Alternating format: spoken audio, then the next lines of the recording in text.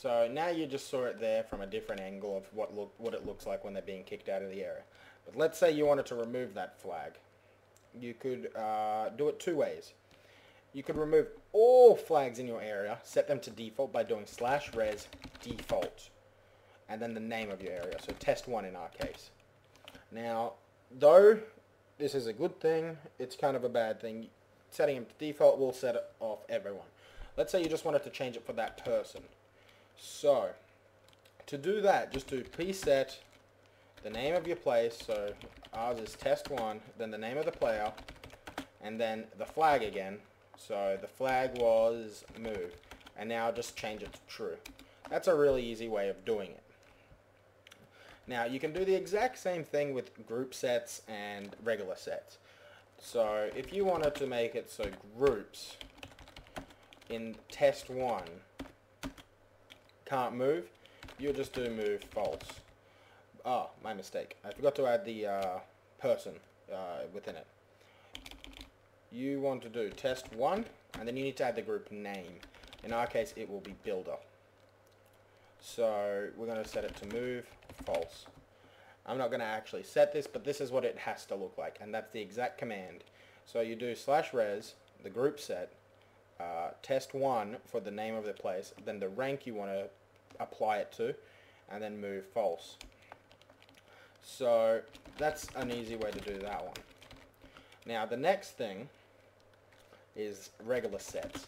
This will apply to everyone. If you wanted PvP in the area and you wanted to give it to everyone, just do /res, test1, and then the flag. So the flag, in our case, PvP, true. And that would set it for PvP. The flag is set, there it is. Okay, so let's say you have your area now and you're quite happy with it. Let's say it's just not big enough for you. So what we're going to do, we're going to create an area. What an area is it creates basically another residence within your residence. So let's say you select this corner. Oops, wrong tool. My mistake. And then let's say you wanted to create, let's create it out to a little different, so it's a little bigger.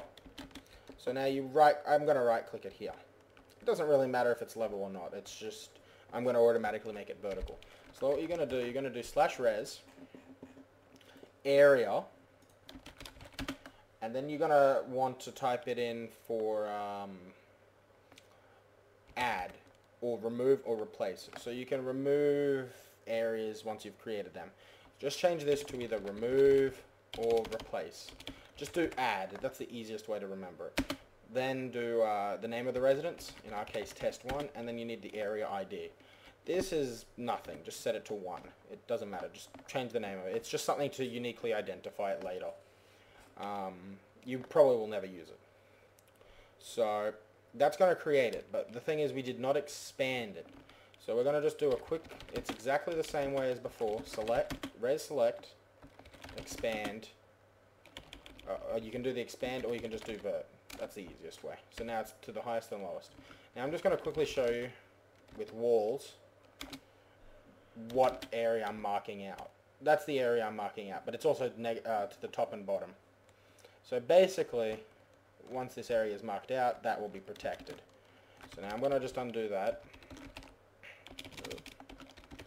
And now we're going to quickly create the area. So it was /res area add test1 and then area ID 1. Boom. You could also do /res select size, and that would show you how much it would cost. That cost $1,085 and it's created. So now once I enter this area, it says I've entered it. Before it would not, and it will have the exact same flags as the other one. There are subzones, but I've actually removed them from our files because I think that would make it too complex. Subzones were basically just a way to create the different messages and different flags within one area, but I would rather just you create a new area. It's just a little simpler. Okay, so that's your basic commands. Now just a few commands that I think will help everyone.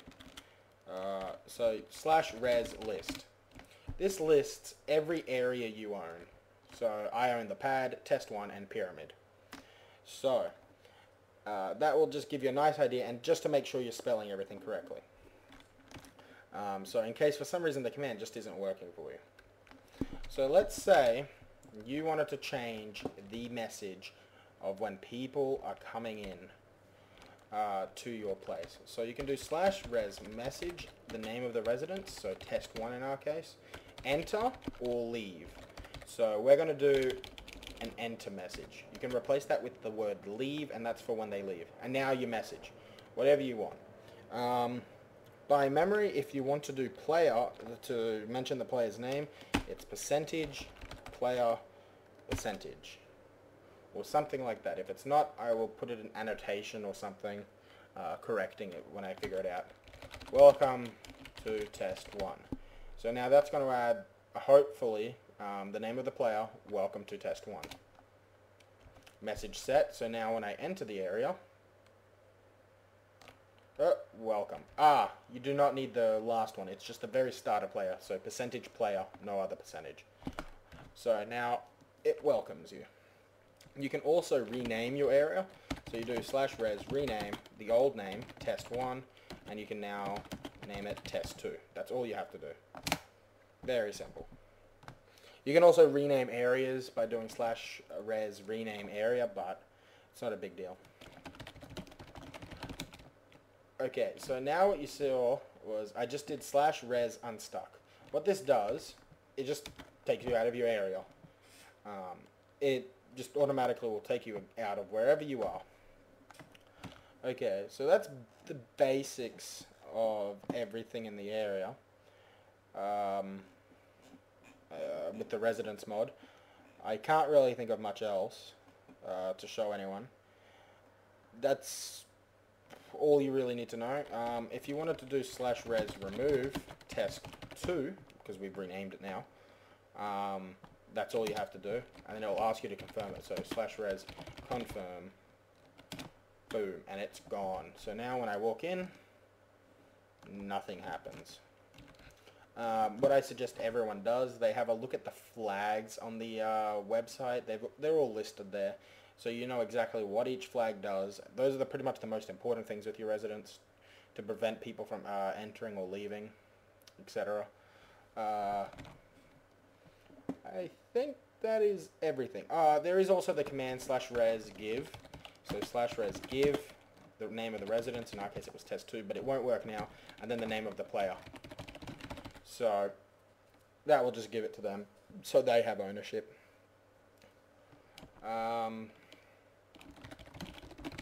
If you do /res limits, it tells you what your limits are. So this is a handy little thing. It basically will say what permission group you're in, what residence group, if you're admin or not. Anyway, it'll say you can create residents, how many you can create, what's the maximum size, how much it costs you per block. Per block costs are pretty much the exact same for everyone, so 0.07 each, which is pretty cheap. I lowered that today. You can also remove messages. Just have a look at the commands on the website and you'll see pretty much how to do anything. Enjoy.